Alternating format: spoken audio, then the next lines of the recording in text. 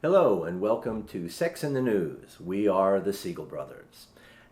Tonight we want to talk to you about, it's kind of a year-end sort of wrap-up, just a few things that scientists have discovered about sex in 2020. We'll have a few of our top stories for you on that.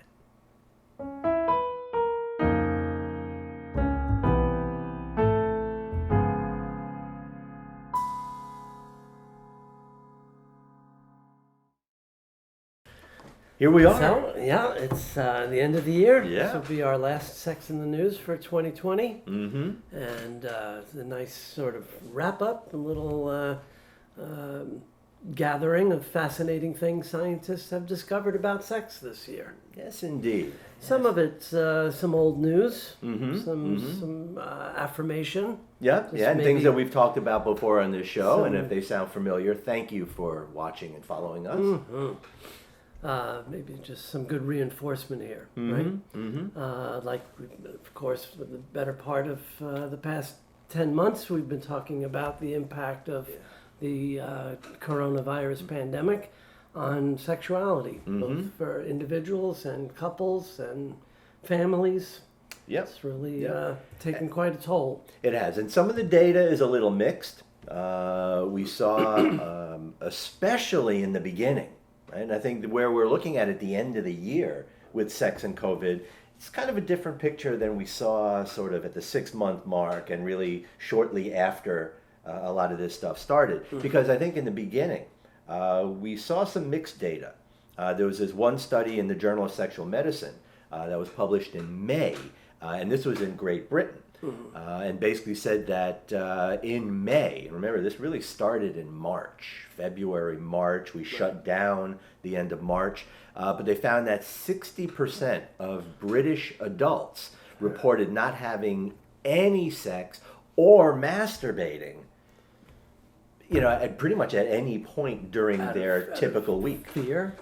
Out of fear, Or out depression. of depression, out of just Being the British. sense of being shut in. And of course, yes, we can't discount being British and all of that as well. But another study, also I think around the same time, showed that women in particular were having more sex early on in the pandemic.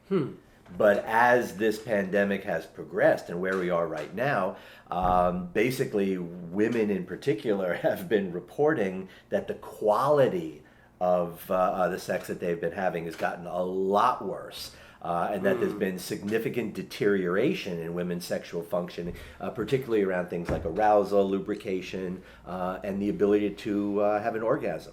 So, we are seeing, even though I think more consistently this pandemic has overall had a negative impact on people's sexual behavior, we're still seeing people are kind of managing it in their own way. But I think we can still maybe reaffirm some stories that we talked about earlier in this year that we're not going to see a baby boom after all of There's this. not going to be a COVID baby boom. No. No. Maybe people just get back to the basics and reconnect and get back to real intimacy and Yeah, that would really be nice, I see, and you know what? Our next story actually really is a good. This is a good segue into that, Okay. because if this can be in this new year and after coming out of this COVID, still being hopeful with the vaccine and still hopeful that we're going to get through this, but even if people aren't having sex, it's still a good opportunity to talk about it. And we find is another study, which is really our next study here, from the Journal of Communication Research earlier in this year, that found that couples who talk about sex, even though they may both, or one partner may be depressed, they may not really be having sex, if they talk about it, that in and of itself can actually mitigate some of those negative effects that people experience with depression. Right. And like I tell my my supervisees all the time, sometimes sex is the therapy. Yeah. Right? Even sex therapists sometimes forget that we're so used, we're trained in that sex detective role to look for the cause of the sexual dysfunction that's Right. brought them in. And there's also this kind of triage sense that if there's anxiety or depression, we have to treat that first. Right. And then Right. we'll address your sexual problems. Mm-hmm. Why? What better way to address anxiety and depression Right. than with sex? Right. And, you know, what I like about some of this research is, and even with that, you know, because for a lot of people, it's just like, well, that's just going to make it even worse because we're not having sex, we're not into it, you're just going to make, but just talking about that. Yes. Talking about the not being into Yes. it, talking about maybe the lack of feeling desire, some of the challenges that one or both partners might be going through, and what maybe they can see for their future, and, you know, Right. see the hope down the road. Or- That in itself is Yeah, incredibly therapeutic. Being okay with starting neutral, right? Yeah. Like Rosemary Basson's contribution and a wonderful conversation we had a couple weeks ago with Dr. Steve Snyder Yeah. about that inspiration, Yes. right? People Yes. sit around waiting until I get horny. And I promise, baby, as soon as I'm horny, you'll be the first to know. And weeks go by, and months go by, and years go by Yeah. sometimes. It's like, honey, how's that horny working out for you? Yeah. You know? And sometimes just do it anyway. Right. Kissing, touching, caressing, the desire can follow.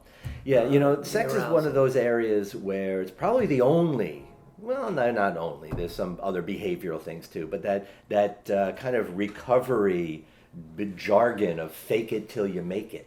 That sometimes having that perfunctory sex, sometimes doing something with your partner, even if you're not totally into it in that moment, can be incredibly healing for the relationship. It really can. Yeah. All right. So again, talk about it. Talk to your partner. You know, even if you're not having sex, talk about not having sex. What are you okay with about that? What are you not okay with about that? What do you see as the future? But it's still just talking as a way of staying connected. And talking about making time. Right. Right. It's always astonishing to me how often couples will come to session and say we didn't have time for our assignment. Right. You know, so after I get done saying, look, this is not my assignment. This is your therapy. Then we really have to look at why it was a struggle to find 2 out of 168 hours in a week to prioritize a relationship. And I ask couples very often, what are you working this hard for? So you can stuff all the cash in the box with you and you drop dead from a stroke? Yeah. So make that time for each other. No, it doesn't matter what you do with that time. Just make that time for each other. Right? And then, again, everything else is gravy on top of that, I think. Yeah. And a good orgasm is a better antidepressant than Prozac. Mm-hmm. It's a better anxiety reducer than Xanax. That's right. It's a better sleeping pill than Ambien Mm-hmm. for a lot of people. Absolutely. Right? Just all the health benefits That's of right. orgasm. That's right. Personal health and relationship health. Mm-hmm. Right? Both of those, very, very valuable things. Our next story that we'll talk about, also some important information that came up in 2020, although, again, it's things that we've been talking about for years. You know, that's one thing that I can say 2020 is finally sort of caught up with us. Yeah. The thing that we've been talking about for so long. It's validating. Yes, Yeah. yes, it really is on so many different things. Right. So, what's our next story here? This is interesting.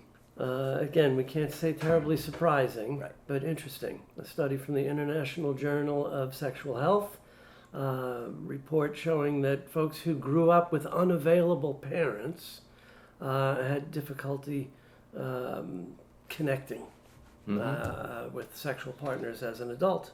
Right. So either neglectful or just absent parents.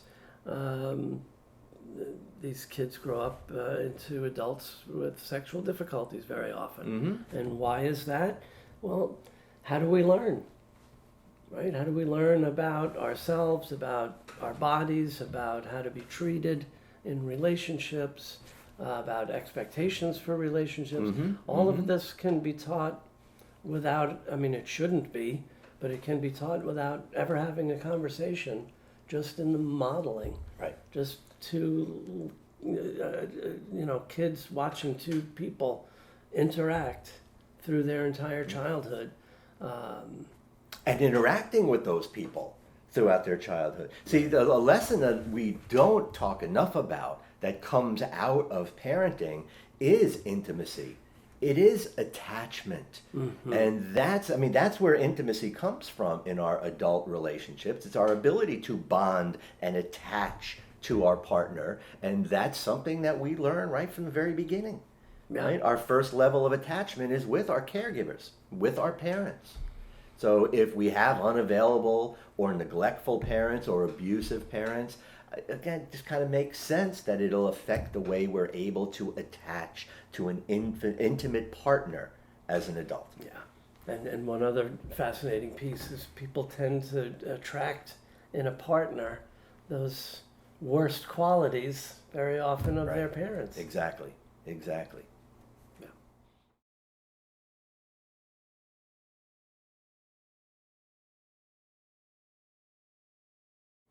Another fascinating study, this one from the Archives of Sexual Behavior, also reinforces a point we've been trying to emphasize for years. Yeah. Right? The Yeah. title here says, "Viewing sex as an exchange of favors tends to backfire." Right. So I love the reactions, especially from our undergrads, right? When I say viewing sex as an exchange of favors sounds like what?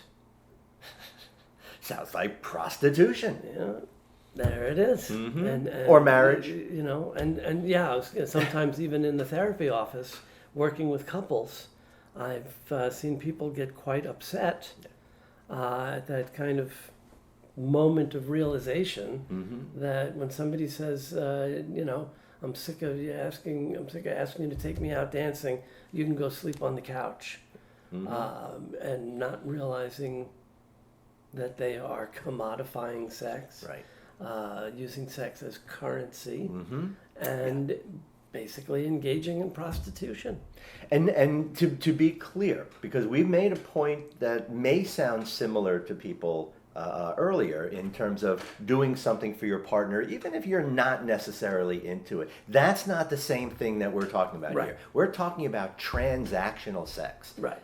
Do this for me, and I'll do that for you. Right, a real tit for tat. Or the opposite. You don't do this, so you're not getting. That's right. You don't do tat, you don't get no tit. But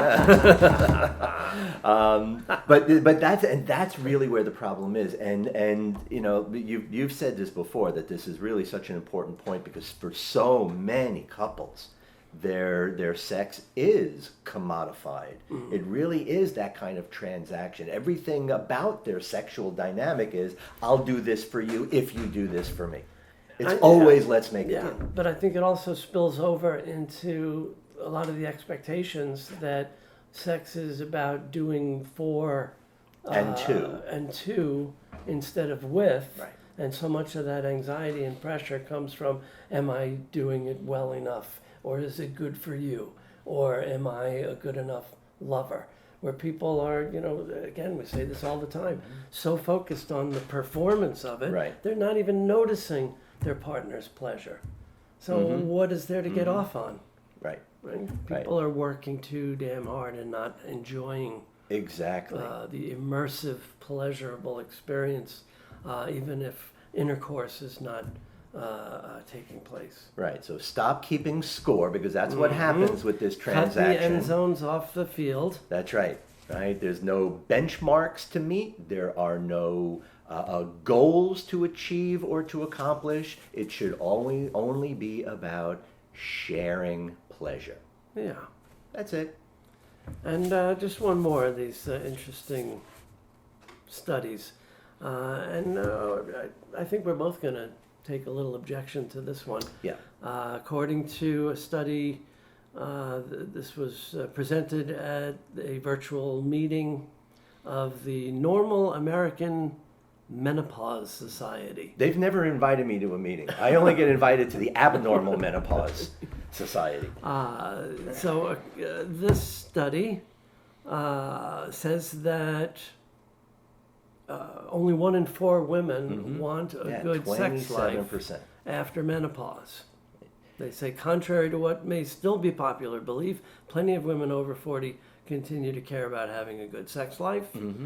27% of women believe sex continues to be highly important. So, Throughout it's their midnight, 45% it's a survey early. data, so, take it Right. for what it's worth. It's not a huge empirical study, but I think we would both tend to want to argue and say that's too low. Yes, that is Right? that's It's definitely too low. More than 27%. In fact, it's more than half.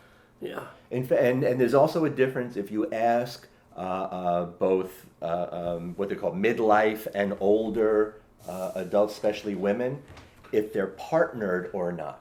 Now, I think with some of their information, it may have been non-partnered women Right. postmenopausal. That makes sense. Right. They're just not interested. Right, that they don't have a partner. Right. Yet those that do, that are partnered, and there is the availability of a sexual partner, that's closer to 75%.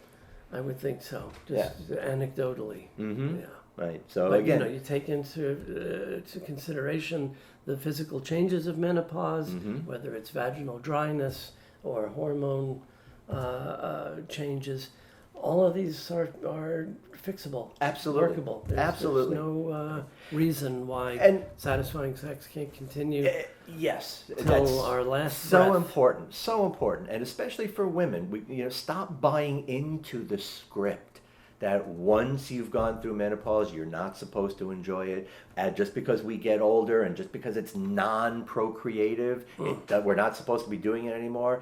Nonsense. Right? In fact, take the procreative aspect out of it and it's liberating. You are Yes. free to enjoy nothing but pleasure. And I think that's something that we have to reconnect with in terms of bringing pleasure back into sex and sexuality, and especially when we're talking about older adults.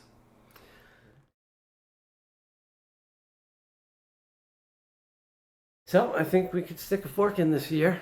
Yes, I think we need to Right. stick a fork in this year. We again thank you all for your support over this past year, and keep on watching, keep on listening, keep on sharing. If I may, before we bring this to an utter close, right, we would be remiss if we did not finish with our sort of ongoing ending segment, what we like to call Poetic Justice. We don't have a specific hypocrite this week, do we? Or just how about an end of year honorary? Well, I think, yeah, given the fact that this is the end of 2020, so we want to look to something that might be a recap to represent this whole year. But given the fact that in less than 3 weeks now, we are going to have a new president. So I do believe in legacies, and I do believe in honoring those that deserve to be honored.